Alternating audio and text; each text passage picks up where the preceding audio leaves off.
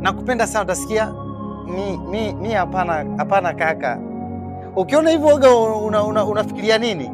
Muda mwingine ukimwambia utasikia mimi watanichapa. Wewe unaona tayari unaona tayari ameanza kukubali. Eti wewe ukionaga anafanya hivi anamaanisha nini? Andika hapa. Yaani ukiona mtu Furumua. Hii ni maajabu. Hata antika kata ndio anacheza pale. Hujamaanisha watu wajakuelewa. Yaani hivi Wanataka nini? Hapo ungata hivyo wewe kama umelaaniwa laana yako itakuchinja. Amekubali kufanya nini? Mimi sijaelewa hilo. Amekubali maana yake kama anatongoza, kama unamtongoza maana yake amekubali.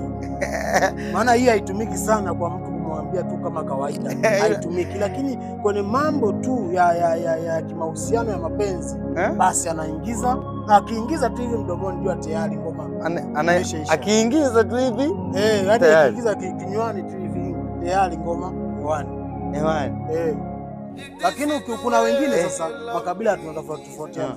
Kuna makabila mengine hususan kama watu wa kule Mbeya. Mbeya Kyela kule. Kyela eti? Wanachusa wana tabia moja na wakisi. Wana tabia moja niangushage tu.